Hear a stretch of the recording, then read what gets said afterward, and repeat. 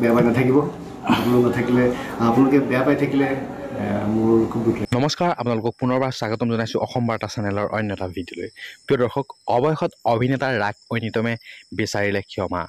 ৰাগ ঐনিতমে ক্ষমা বিচাৰি সংবাদ মাধ্যমৰ আগত কি ক'লে আহকচোন আমি শুনো ৰাগ ঐনিতমৰ মুখেৰে।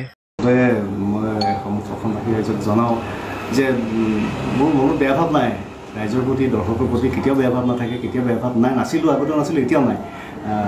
কিন্তু কথাটো হ'ল কি, মোৰ এটা মনৰ আক্ষেপ এটা প্ৰকাশ কৰিছিলোঁ যে ৰাজনীতি আৰু শিল্প এই দুইটা যিহেতু বেলেগ, দুইটাকে যিসকলে একাকাৰ কৰিছে সেই একাকাৰ কৰা সকলৰ প্ৰতিহে মোৰ আচলতে আক্ষেপ এটা আছিলে, সেইকাৰণে মনোভাৱটো প্ৰকাশ কৰিছিলোঁ।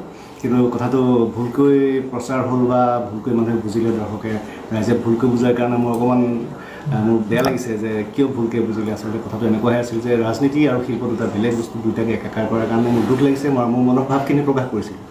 আৰু এই প্ৰকাশভংগীত হয়তো আচলতে আমাৰ যিহেতু কথা কোৱাৰ অভ্যাসটো কম, আমাক ডাইলগ দিয়ে পঢ়োঁ, মানে প্ৰকাশভংগীত যদি কিবা মোৰ ভুল হৈছে মই ক্ষমা খুজিছোঁ। যিসকলে বেয়াকৈ ভাবি আছে, বেয়াকৈ বুজি আছে, ভুলকৈ ভাবি আছে বা ভুলকৈ বুজি আছে, তেখেতসকলক মই কওঁ যে দৰ্শকৰ কাৰণে আজি, ৰাইজৰ কাৰণে, আপোনালোকৰ কাৰণে আজি কিবা এটা কৰি আছোঁ, আপোনালোকৰ কাৰণে কিবা অকণমান আগবাঢ়িব পাৰিছোঁ। ৰাগ ঐনিতম বুলি আপোনালোকে মোক চিনাকি কৰি দিছে, আপোনালোকে আদৰি লৈছে, আৰু মই ভাবোঁ আপোনালোকৰ মাজতে থাকিম সদায় জীয়াই থকা দিন তেতিয়ালৈকে। মই ৰাইজৰ কামেই কৰিব লাগিব, ৰাইজৰ লগতে থাকিব লাগিব। গতিকে ৰাইজক, দৰ্শকক উদ্দেশ্য কৰি বেয়াকৈ কোৱাৰ ধৃষ্টতাটো মোৰ নাই, মানসিকতা মোৰ নহয়। মই তেনেকুৱা এটা ফেমিলিৰ পৰা নহয় যে কাৰোবাক মই বেয়াকৈ পাওঁ। কিন্তু মোৰ দুখ আৰু আক্ষেপখিনি মই কৈছিলোঁ যে শিল্প আৰু ৰাজনীতি এই দুটাক লৈ মই কৈছিলোঁ একাকাৰ কৰাটো বেয়া কথা, কৰিব নালাগে। সেই মনোভাৱটো, আক্ষেপখিনি হয়তো কোৱাত বেয়া হৈছে, উদ্দেশ্যটো আচলতে বেয়া নহয়, আপোনালোকে ভুল বুজি নাথাকিব।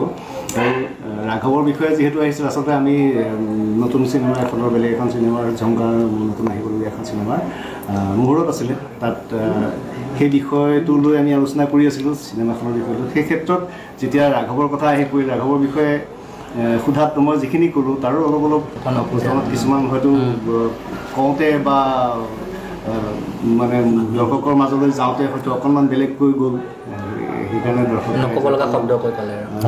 অকণমান ভুলকৈ বুজিলে।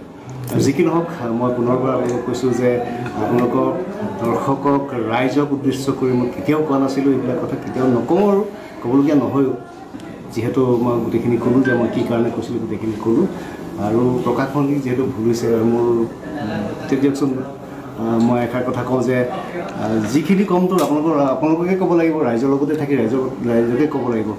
যিহেতু সেইকাৰণে প্ৰকাশভংগীটো চাগে ভুল হৈছিলে মোক কোৱাৰ, গতিকে আপোনালোকে বেয়া পাই নাথাকিব। আপোনালোকে বেয়া পাই থাকিলে মোৰ খুব দুখ লাগিব।